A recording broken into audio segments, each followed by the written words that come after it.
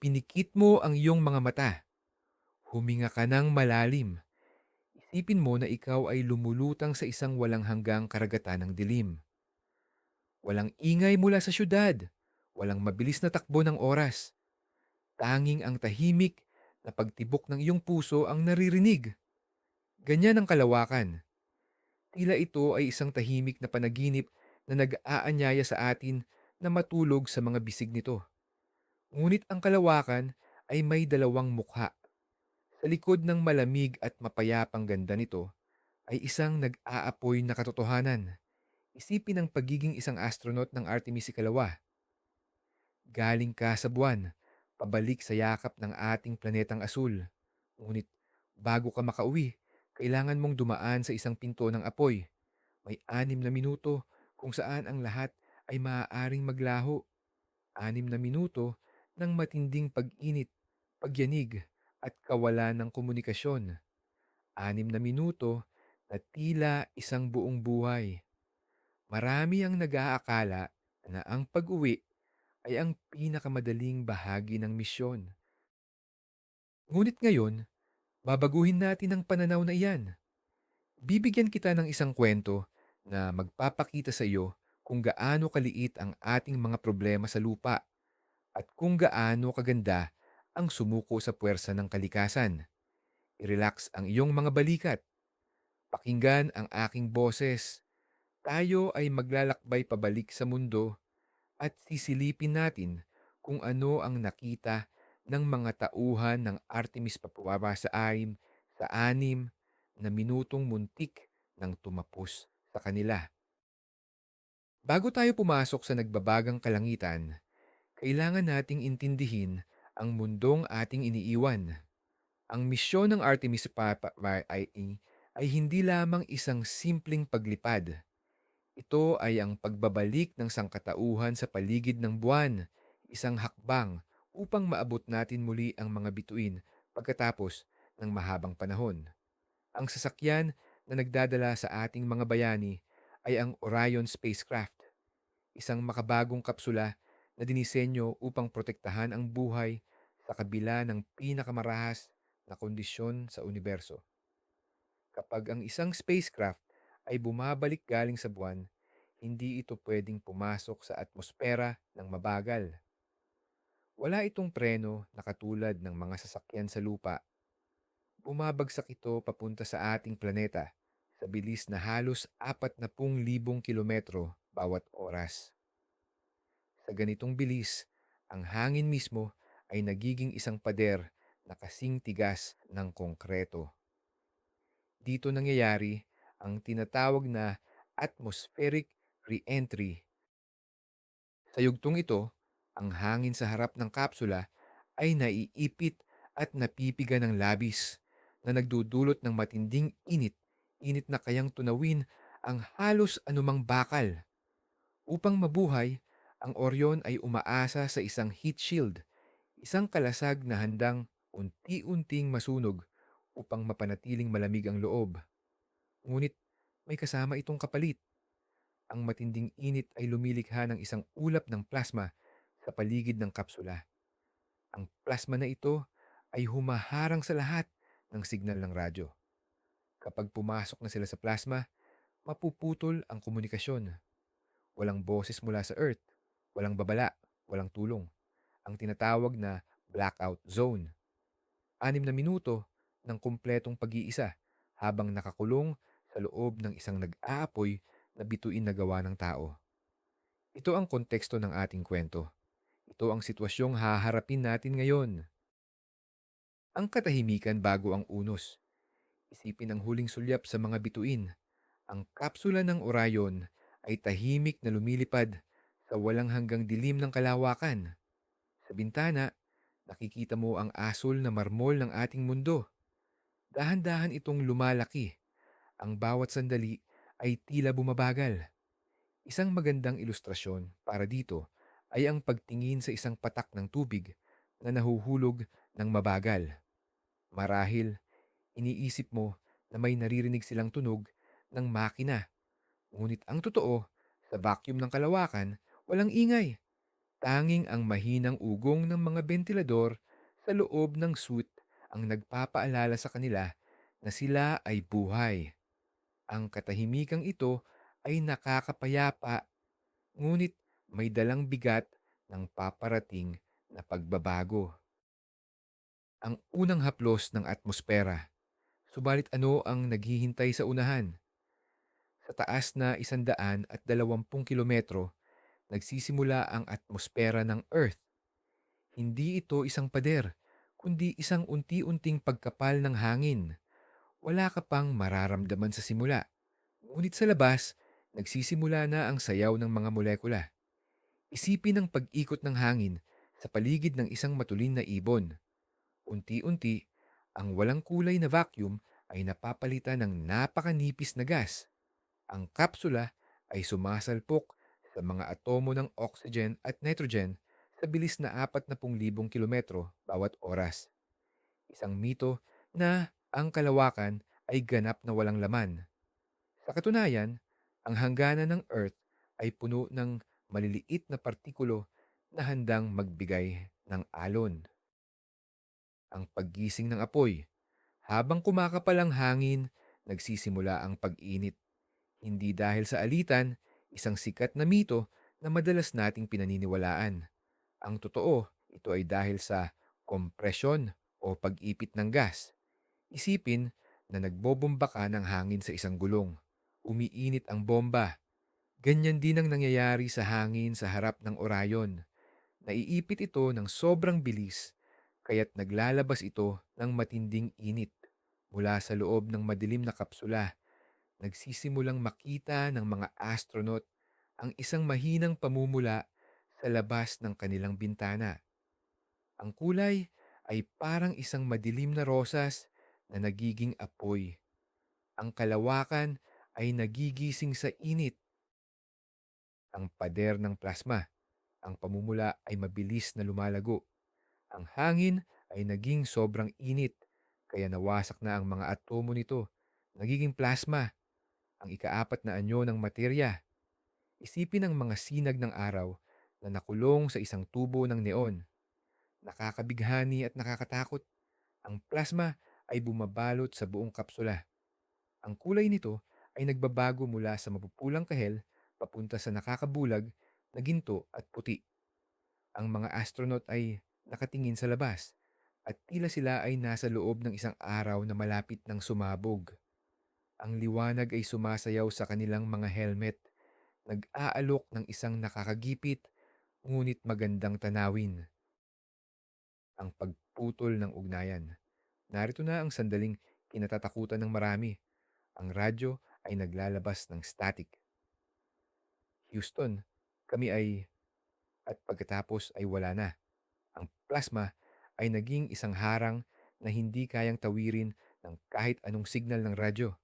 Ito ang simula ng 6 na minutong blackout. Isipin ang paglangoy sa ilalim ng dagat kung saan ang lahat ng ingay mula sa ibabaw ay naglalaho. Ang mga astronaut ay tuluyang napahiwalay sa bilyon-bilyong tao sa lupa. Sila ay nag-iisa. Walang makakapagsabi kung sila ay ligtas o hindi, kundi ang pag-asa at tiwala sa kanilang teknolohiya. Ang bigat ng grabidad. Kasabay ng pagbalot ng plasma ay ang pagbagsak ng puwersa ng G o G-force. Mula sa pagiging magaan at paglutang sa kawalan, bigla nilang nararamdaman ang pagbigat ng kanilang mga katawan. Tila may isang malaking kamay na pumipindot sa kanilang mga dibdib paatras sa kanilang mga upuan. Isipin na may 2 tao na nakaupo sa iyong itaas habang sinusubukan mong huminga. Ito ay isang paalala na ang mundo ay hinahatak sila pabalik. Ang bawat paghinga ay nangangailangan ng lakas, nakakapagod, ngunit nagpaparamdam na sila ay malapit na sa bahay. Ang tunog ng impyerno sa labas. Ano ang tunog ng pagbagsak mula sa kalangitan? Sa kabila ng katahimikan sa radyo, ang loob ng kapsula ay puno ng ingay, isang mababang ugong, isang dagundong na parang ikaw ay nasa loob ng isang drum na pinapalo ng bagyo. Ito ang tunog ng milyon-milyong partikulo ng plasma na bumubangga sa heat shield ng Orion. Isang magandang ilustrasyon ay ang pagtayo sa likod ng isang higanting talon kung saan ang tubig ay umaagos ng walang awa. Naririnig ng mga astronaut ang lakas ng kalikasan na nagbabanta na durugin sila sa anumang pagkakamali. Ang pagkasunog ng kalasag. Habang sila ay dumadaan sa apoy, ang temperatura sa labas ay umaabot na sa halos 2,800 degrees Celsius. Mas init pa ito sa lava ng isang bulkan. Paano sila nabubuhay? Ang lihim ay ang ablatibong heat shield. Unti-unti itong natutunaw at nasusunog, dinadala ang init palayo sa kapsula. Isipin ang yelo na natutunaw upang palamigin ang iyong kamay sa ilalim ng araw. Ang mga tao sa loob ay ligtas sa tulong ng isang material na nagsasakripisyo ng sarili nito upang hindi sila matupok. Ang agham ay tila isang mahika sa pagkakataong ito. Ang mga anino sa bintana, ang liwanag ng plasma ay napakaliwanag kaya nag-iiba ang paningin ng mga tauhan. Ang mga anino sa loob ng kapsula ay sumasayaw, mabilis at marahas. Marahil, iniisip mong kailangan nilang isara ang kanilang mga mata dahil sa takot. Ngunit bilang mga profesional, tinitignan nila ang mga monitor, nagtitiwala sa mga numero. Isang mito na ang astronaut ay hindi nakakaramdam ng takot. Ang totoo, ginagamit nila ang lohika upang pigilan ang kaba. Nakatingin sila sa umaapoy na impyerno sa labas, patid na isang manipis na salamin lang ang pumipigil sa kanilang kamatayan. Ang ikalawang minuto, ang pag-aalinlangan.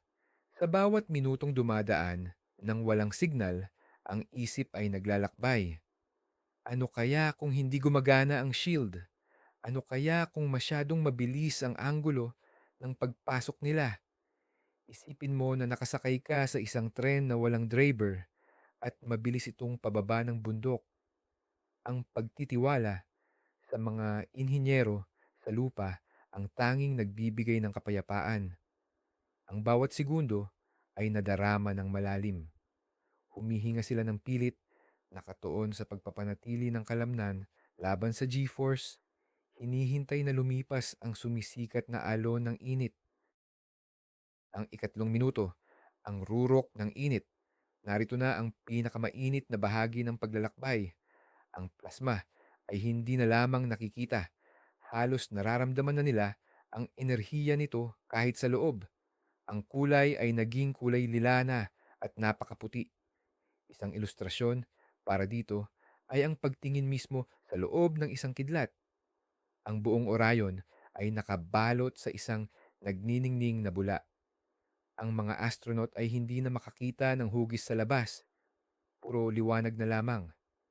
Para silang naging bahagi ng isang bulalakaw, lumilipad ng nag-aapoy sa kalangitan ng mundo, nagbibigay ng isang magandang tanawin para sa mga nanonood sa ibaba.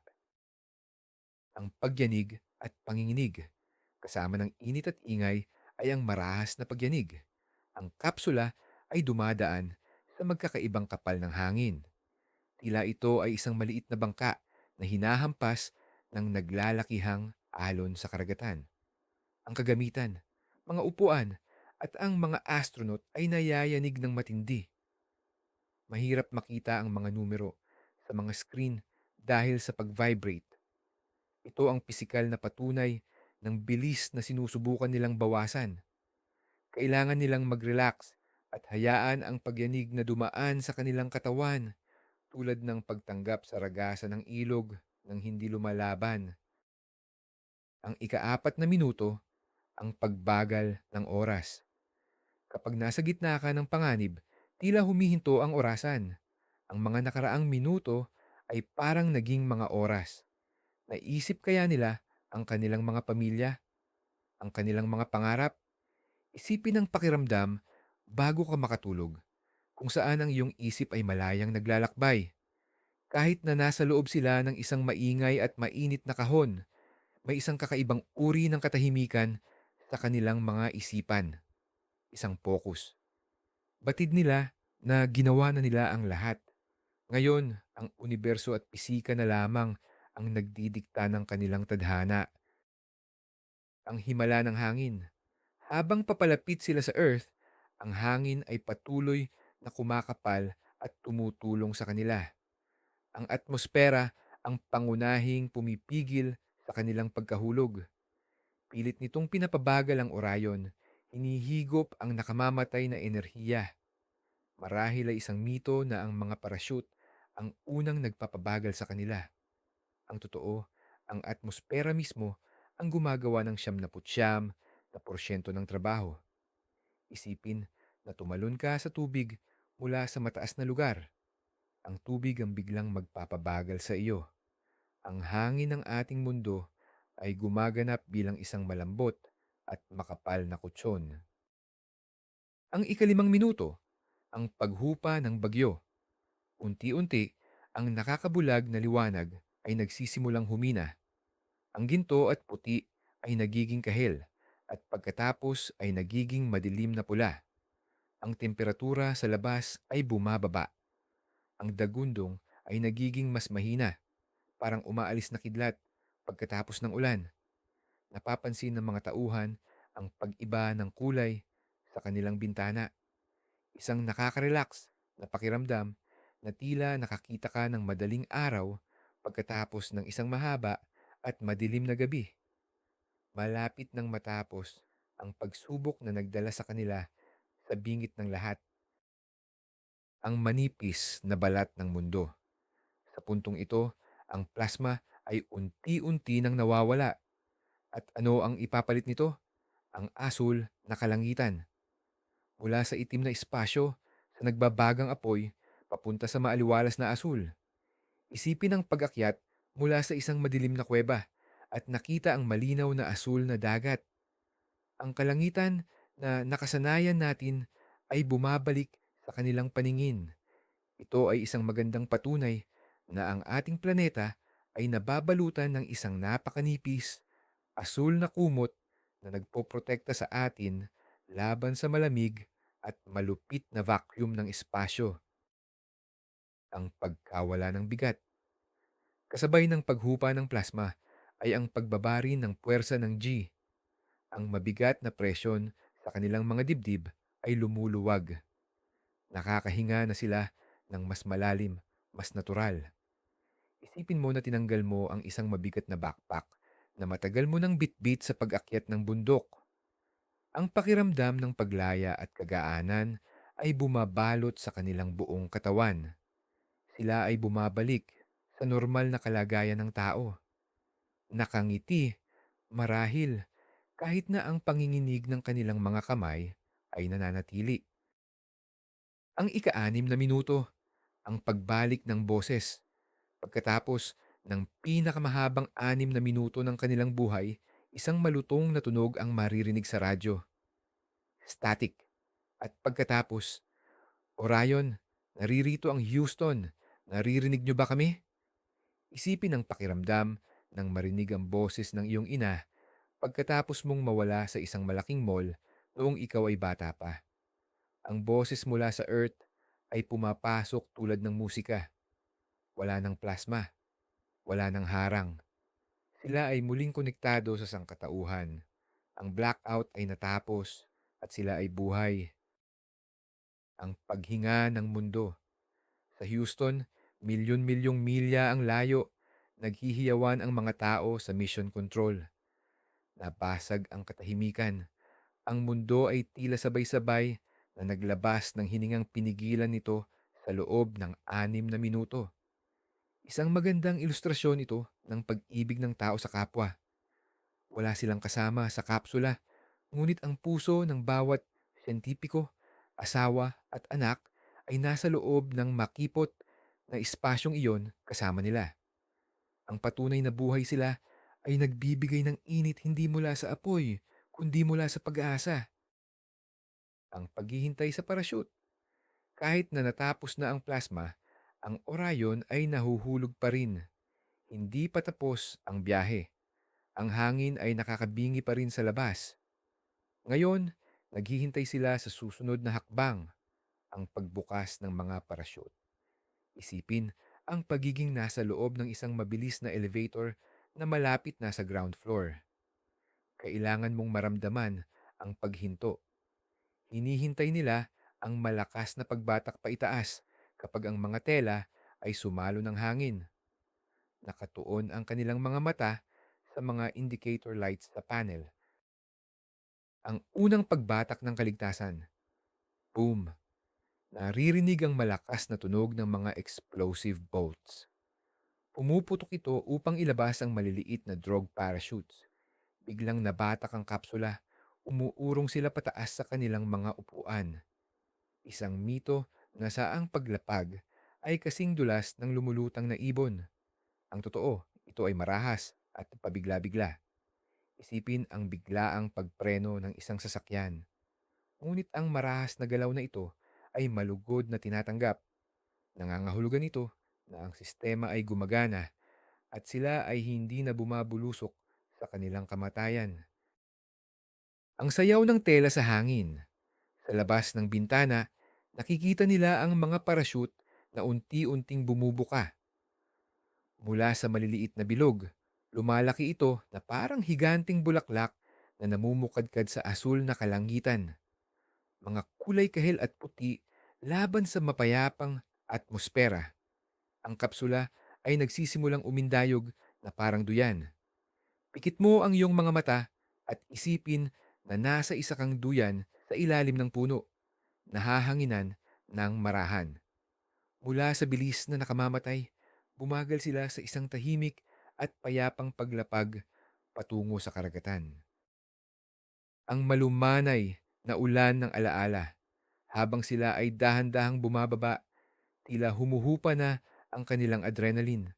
Ang nagbabagang alaala ng nakaraang 6 na minuto ay nagiging isang pangarap na lang.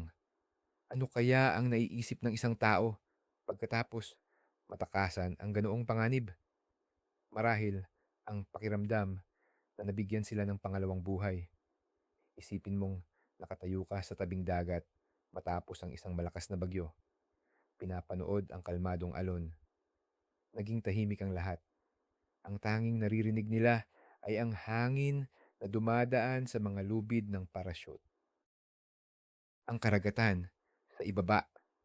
Nakikita na nila ang ibabaw ng asul na karagatan ng Pasipiko. Kumikinang ito dahil sa sinag ng araw. Tila ito ay isang malaking asul na kutson na handang sumalo sa kanila. Ang tubig ay ang pinagmula ng buhay at ngayon ito ang magpapauwi sa kanila ng ligtas. Ang ilustrasyon nito ay parang isang taong uhaw na sa wakas ay nakakita ng oasis. Ang kalawakan ay malamig at tuyo, ngunit ang mundo ay puno ng buhay, kulay at galaw. Malapit na sila. Ang huling pagsalpok, isang malakas na hampas ang yumanig sa kapsula. Tumama na ang Orion sa tubig. Umagos ang malamig na tubig dagat sa ibabaw ng maiinit pang mga bintana. May mga naririnig na pagsisibak ng tubig at ang pag-alon ng karagatan. Ang paglapag sa tubig o splashdown ay hindi laging malambot. Isipin ang pagbagsak ng iyong tiyan sa pool mula sa mataas na diving board. Ngunit sa sandaling ito, ito ang pinakamasarap na pakiramdam. Nakauwi na sila. Sila ay ligtas. Nakalutang ang kapsula sa mainit na yakap ng karagatan. Ang amoy ng mundo. Kahit sarado pa ang pinto ng kapsula, ang pag-iisip pa lang ng sariwang hangin sa labas ay nakakagaan ng loob.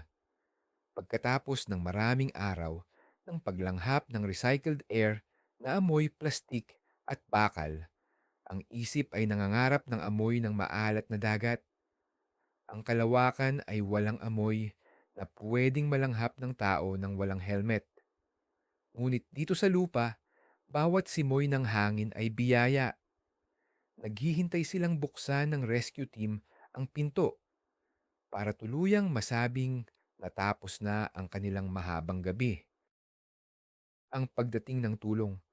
Naririnig nila ang mga boses mula sa labas, ang mga helicopters, ang mga barko, ang mga tao na kumakatok sa labas ng kapsula. Nandito na kami. Iyon ang sinasabi ng bawat tunog.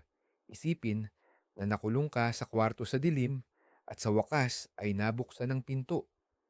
Nakikita nila ang mukha ng mga taong sumagip sa kanila sa bintana. Ang ngiti at ang pasasalamat ay nakaukit sa bawat muka. Ang misyon ay hindi lamang ginawa ng mga nakasakay, kundi ng libu-libong tao na tumulong mula sa lupa. Ang kahulugan ng 6 na minuto. Kung iisipin mong muli ang mga kaganapan, ano ang kinakatawan ng 6 na minutong iyon? Ito ang tulay sa pagitan ng pagiging sibilisasyon na nakakulong sa mundo at ng pagiging mga manlalakbay ng bituin. Ang apoy ng re-entry ay tila binyag. Kailangan nilang masunog at mabuo muli upang makapasok sa sariling bahay. Isang mito na ang kalawakan ay madaling galugarin. Ang totoo, palagi nitong sinusubok ang ating limitasyon. Ang 6 na minuto ay paalala ng ating kahinaan at ating walang hanggang tapang, ang pagbabalik sa normalidad. Nang mailabas na sila mula sa Orion at makatapak sa deck ng barko, naramdaman nila ang bigat ng gravity na tila hinihila silang mahiga. Ang araw ay sumisikat sa kanilang mga balat, hindi bilang nakakamatay na plasma, kundi bilang mainit na haplos ng umaga. Isipin ang pag-upo sa harap ng apoy sa malamig na gabi. Tumingin sila sa kalangitan kung saan sila galing. Asul ito ngayon at banayad, ngunit alam nila ang itim na kailaliman at ang nag-aapoy na pader na nagtatago sa likod nito. Ang pamana ng Artemis II, ang kanilang napanood at naramdaman sa loob ng 6 na minuto ay magiging kwento para sa susunod na henerasyon. Hindi lamang ito numero sa isang computer, kundi isang kwento ng emosyon, takot at pagtatagumpay. Isipin ang mga lumang kwento ng mga marino na tumatawid sa mga malalakas na bagyo upang tumuklas ng mga bagong lupain. Ganyan ang ating mga astronaut ngayon. Sila ay dumaan sa apoy, hindi para sirain, kundi para patunayan na ang tao ay makakauwi galing sa mga bituin. Ngayon, buksan mo ang iyong mga mata. Huminga muli ng malalim. Naramdaman mo ba ang kaba? Naramdaman mo ba ang katahimikan at ang nakakapasong init ng pag-uwi? Ganyan kalaki at kadelikado ang pangarap nating maabot ang kalawakan. Nakita natin kung paano ang isang nakakabinging blackout ay naging isang napakagandang pagbabalik sa ating pinagmulan. Ang sansinukob ay walang awa at gayunpaman binibigyan tayo nito ng mga natatanging sandali ng purong kagandahan. Sa bawat pagsunog ng ating mga spacecraft at sa bawat pagluha ng ating mga astronaut, tayo ay natututo at lumalakas bilang isang planeta. Maraming salamat sa pagsama sa tahimik at malalim na paglalakbay na ito hanggang sa dulo. Umaasa ako na natagpuan mo ang parehong kapayapaan at pagkamangha na nararamdaman ng mga taong tinitingala ang mga bituin. Kung ikaw ang nasa loob ng umaapoy na kapsulang iyon, ano ang huli mong iisipin bago bumukas ang iyong parachute? Ibahagi ang iyong mga nasa isip sa comments sa ibaba. Huwag kalimutang mag-like, mag-subscribe, at buksan ang notification bell upang hindi mo mapalampas ang ating mga susunod na tahimik na paglalakbay sa kalawakan. Magandang gabi at patuloy na mangarap.